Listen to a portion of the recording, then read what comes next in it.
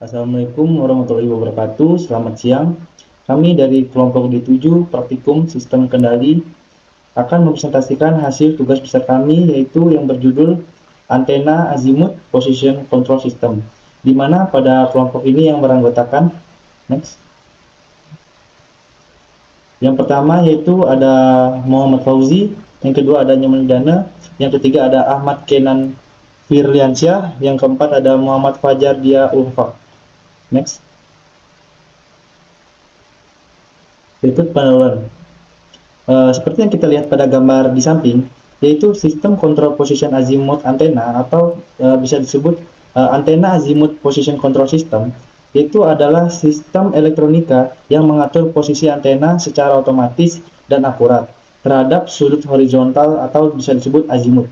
Nah, sistem ini memiliki peran penting dalam berbagai aplikasi seperti, yaitu yang pertama ada komunikasi satelit, di mana berfungsi sebagai menjaga antena tetap mengarah ke satelit yang diinginkan, yang bertujuan untuk memastikan komunikasi yang stabil dan opsional. Yang kedua yaitu ada radar, di mana berfungsi sebagai memindai area yang diinginkan secara akurat. Yang ketiga yaitu ada radio astronomi, di mana berfungsi sebagai menyesuaikan antena terhadap sumber astronomi radio untuk pengamatan yang presisi. Yang terakhir yaitu ada telekomunikasi, di mana berfungsi sebagai mengarahkan antena secara otomatis ke menara pemancar terdekat untuk meningkatkan kekuatan sinyal. Next.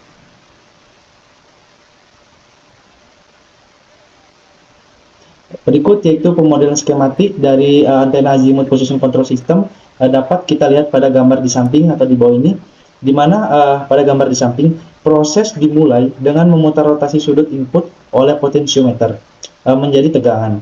Begitu pula di wilayah output, potensiometer itu mengubah sudut rotasi menjadi tegangan dan dikembalikan ke input dengan umpan balik. Perubahan antara tegangan input dan output ini itu meningkatkan dengan pengaruh penguatan dari sinyal. Ketika kesalahan atau error mencapai titik nol, itu motor tidak menerima tegangan atau tidak akan menyala. Next.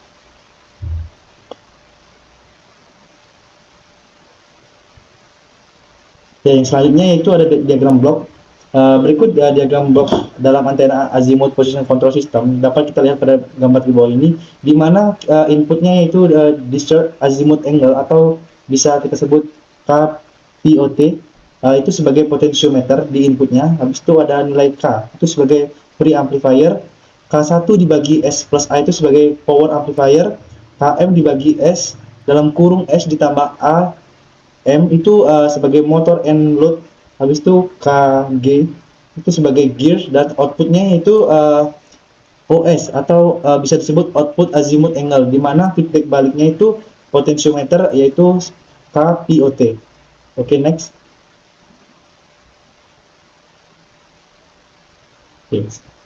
Yang sekarang itu tabel parameter.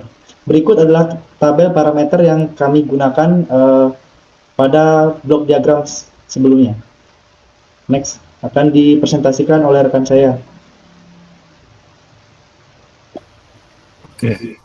Pada diagram blok sebelumnya itu menggambarkan diagram blok yang komprehensif dari sistem untuk mengendalikan posisi antena, gigi serta beban terpasang pada motor, di mana dalam sistem ini antena dianggap sebagai beban. Derivasi mendalam dari fungsi transfer motor dan fungsi transfer model akhir dapat kita lihat pada rumus di bawah ini, yaitu theta ms per EAMS. Lalu di mana di sini ada KG sama dengan N1 per N2 sama dengan 0. N1 dan N2 ini mewakili gigi pada roda gigi. Damping viskositas pada beban theta 0. Lalu dari pernyataan masalah yaitu KT sama dengan 0,5 N dan sebagainya, bisa kita lihat di situ, dan resistansi armatur RA sama dengan 8 ohm. Jadi fungsi transfer motor dan beban adalah sebagai berikut. Dengan menggunakan persamaan 1, maka theta 0S per EAS sama dengan 0,03 per S dalam kurung S plus 1,1. Next.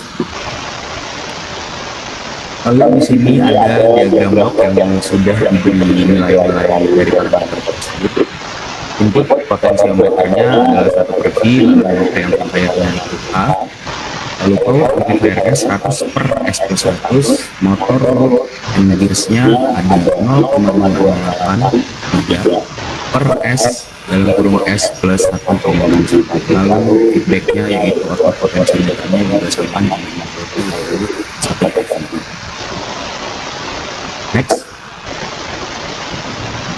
Lalu di sini kita mendapatkan signal power graph-nya dari sistem kendali posisi remote harmonic tracker ini.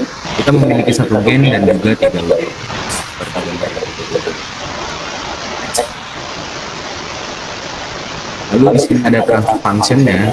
Dengan menggunakan gambar yang sebelumnya, kita menuliskan persamaan state melalui persamaan di bawah ini. Ada persamaan 4A, 4B, dan 4C, maka persamaan outputnya yaitu dia sama dengan 0,1 X1, di mana 1 per V sama dengan 0,38. Dalam vektor matriks bisa kita lihat seperti di bawah X dan Y-nya. Lalu kita menerapkan aturan mesin pada gambar sebelumnya untuk mendapatkan fungsi transfer tertutup dari sistem kontrol posisi azimut antena. Pertama, kita harus mencari gain jalur maju. Dari gambar sebelumnya hanya ada gain jalur maju X, yaitu T1, dan bisa kita lihat di atas di persamaan ini. Selanjutnya identifikasi gain loop tertutup ada 3, yaitu GL1, GL2, dan GL3. Dimana parameter dari GL1, GL2, dan GL3 ini dapat kita lihat di gambar. Dan hanya GL1 dan GL2 yang merupakan loop yang tidak bersentuhan. Dengan demikian, gain loop yang tidak bersentuhan adalah GL1S, GL2S sama dengan 1 per S.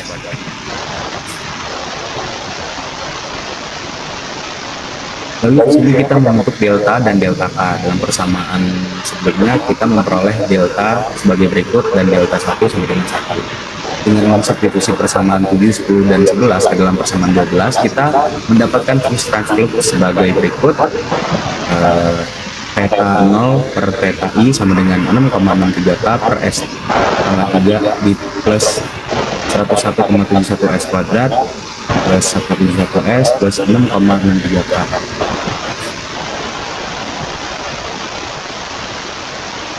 Dengan menambahkannya yaitu 31,6 sesuai dengan persamaan 5, kita mengasumsikan fungsi transfer sistem GPS dengan theta 0S per theta IS. Maka hasil yang kita dapatkan adalah CS per RS sama dengan 209,508 per S pangkat 3 plus 101,3 S kuadrat ditambah 171 S ditambah 209,509 S. Selanjutnya akan dijelaskan oleh rekan saya. Baik, selanjutnya akan membahas tentang plot Horowitz stability, di mana dapat persamaan 16 yaitu CS per RS sama dengan 209,508 per S pangkat 3 ditambah 101,73 S pangkat 2 ditambah 171 S ditambah 209,506, yang dimana untuk menentukan apakah sistem tersebut stabil menggunakan tekstur yaitu dengan cara membuat tabel plot Horowitz, yang dimana stabil dibuat dengan menggunakan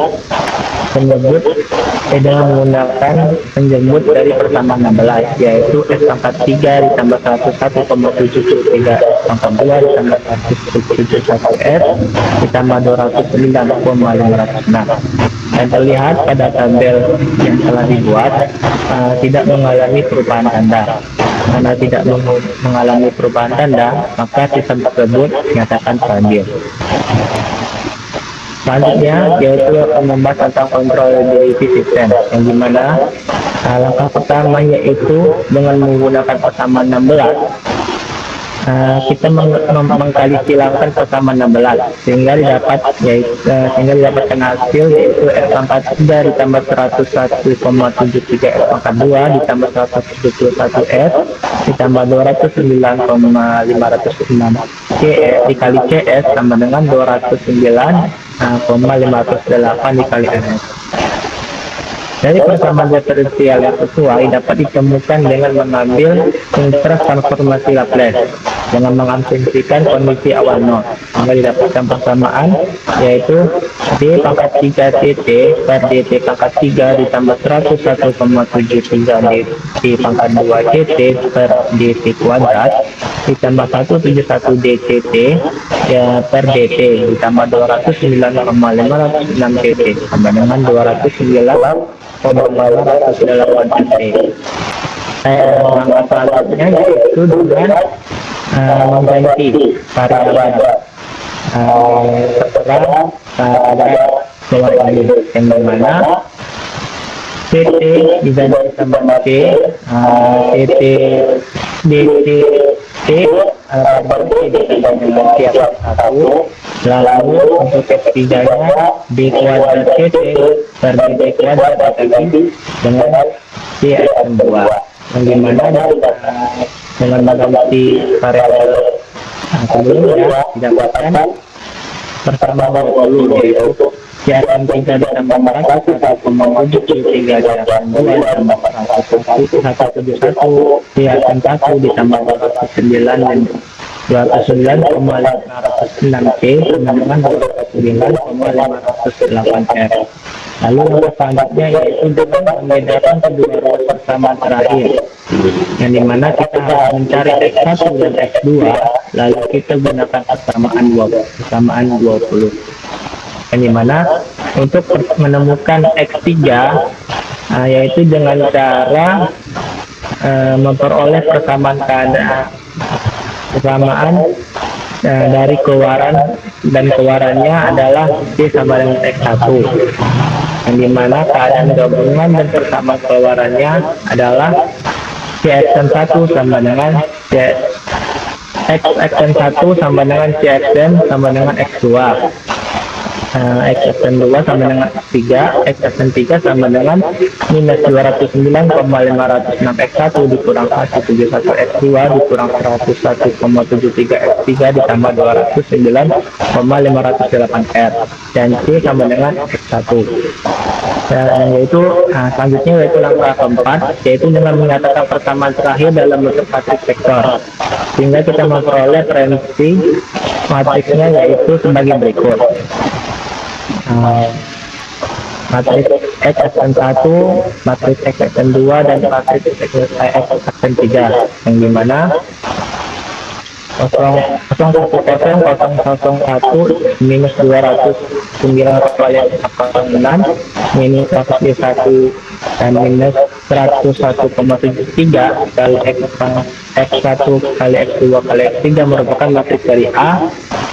Matriks B yaitu adalah 209,508 kali R dan matriks C adalah 100 dikali X1 dikali X1 X2 dan X3. Selanjutnya untuk mendapatkan metodologinya kita harus menggunakan persamaan 23 yaitu C sama dengan matriks B, matriks AB dan matriks A kuadrat B. Maka didapatkan matriks B yaitu sama dengan 0,209,508. Matriks A kali B didapatkan 0,209,508 sama min 113,24884 dan untuk matriks A kuadrat B dapatkan hasil yaitu pada persamaan 24 titik C. Setelah mendapatkan hasil dari matriks B, matriks AB dan matriks A kuadrat B, maka untuk menentukan nilai T-nya kita memasukkan hasil sebelumnya ke dalam persamaan 23 sehingga didapatkan C sama dengan matriks 0,209,508 0,209,508 minus 21313,24884 209,508 minus 21313,24884 dan 2132370,9364,32 tambah 25 dan didapatkan ring matriksnya yaitu pada pertemuan 3 karena ring matriksnya didapatkan 3 maka konten tersebut bisa dikontrol karena syarat untuk mengontrol sebuah sistem, nilai dari rematik tidak boleh dari nol. Selanjutnya akan dilanjutkan oleh teman saya. Oke, setelah mengenai kestabilan sistem dan apakah sistem tersebut dapat dikontrol atau tidak, selanjutnya untuk membuktikan lebih lanjutnya kita menggunakan diagram Nyquist untuk membuktikan apakah sistem tersebut stabil atau tidak. Nah, di sini kita menggunakan MATLAB dengan program yaitu Nyquist G, sehingga didapatkan plot diagram Nyquist sebagai berikut. Next. Di mana pada plot CS per RS atau plot transfer function dapat kita lihat tidak ada pole di sebelah kanan grafik atau bidang S, dan tidak terjadi pengelilingan di titik min 1 plus J0, di mana titik tersebut ada tanda plus merah di bagian 0 pada bagian kiri di dekat kata imaginary axis atau bagian plot imaginary axis. Tidak ada pengelilingan di bagian titik itu, maka sistem tersebut stabil karena sesuai dengan pernyataan Nyquist, di mana sistem stabil ketika tidak ada pole di bagian sebelah kanan bidang S. Next. Selanjutnya kita mencari steady state untuk melihat apakah sistem tersebut mencapai kestabilan atau tidaknya, di mana default dari program yang kami gunakan pada MATLAB yaitu satu, apakah sistem tersebut mencapai satu atau tidak, di mana kita menggunakan fungsi step. Next.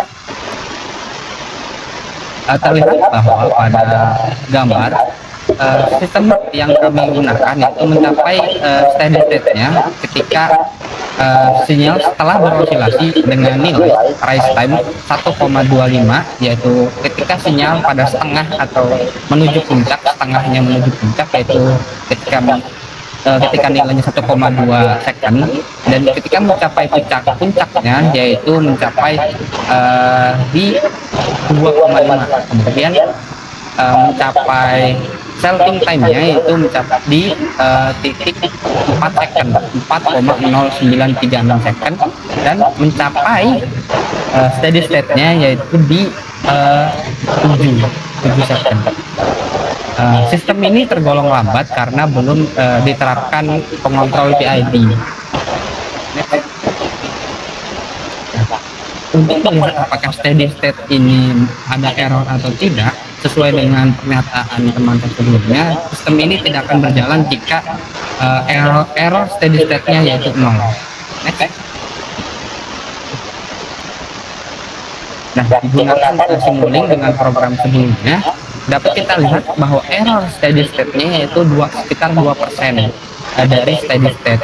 Dari dimana kita lihat bahwa ketika mencapai selting time yaitu di sekitar 4 second, sinyal lanjut berosilasi sekitar 2% dari steady state-nya. Dapat kita lihat ketika waktunya 5 second ada sinyal itu di atas, sedikit di atas steady state.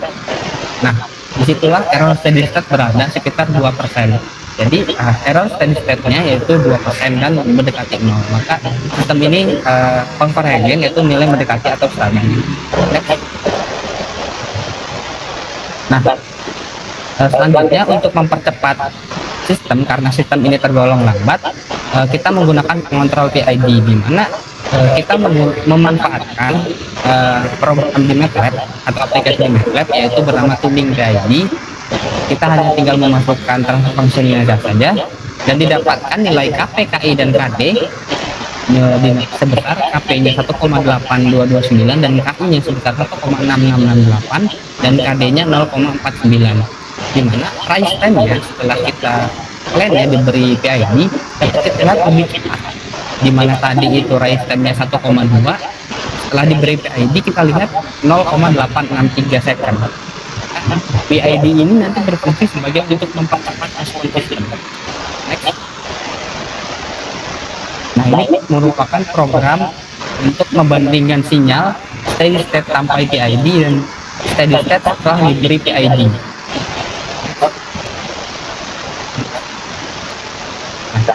menghasilkan dapat kita lihat bahwa sinyal dengan PID dan tanpa PID. Dengan PID sinyal berwarna merah dan tanpa PID sinyal berwarna biru. Dapat kita lihat bahwa sinyal dengan PID itu respon sistemnya lebih cepat, di mana tadi ketika dengan PID respon rise time-nya atau setengah menuju kestabilan itu di 0,8, sementara untuk tanpa PID itu respon rise time-nya 1,2. Hal ini membuktikan bahwa pengontrol PID berfungsi atau berguna mempercepat sebuah respon sistem dan sistemnya itu lebih cepat stabil. Nah, ini parameter tanpa PID dengan PID dari grafik sebelumnya. Dapat kita lihat dari rise time-nya saja dengan PID sistem tersebut lebih cepat daripada tanpa PID, sekitar 0,4 second. Hal ini membuktikan bahwa penggunaan PID membuktikan perbaikan signifikan pada respon sistem, menunjukkan peningkatan dalam peningkatan stabilitas dan pengurangan overshoot. Ini menegaskan bahwa parameter PID yang diberikan KPKI dan KD itu berhasil meningkatkan kinerja sistem. Kemudian pada diagram Nyquist dibuktikan bahwa tidak ada pengelilingan pada titik min 1 dan Z0. Hal ini membuktikan bahwa sistem tersebut stabil. Dan terakhir, analisis kepekaan pada diagram Nyquist tadi dapat kita lihat bahwa pengelilingan pada nilai kanan itu searah jarum jam, sehingga sistem tersebut dapat dikatakan peka terhadap plan ini, sehingga sistemnya itu peka terhadap transfer function yang kami gunakan. Sekian, terima kasih. Saya kembalikan kepada Nyoman.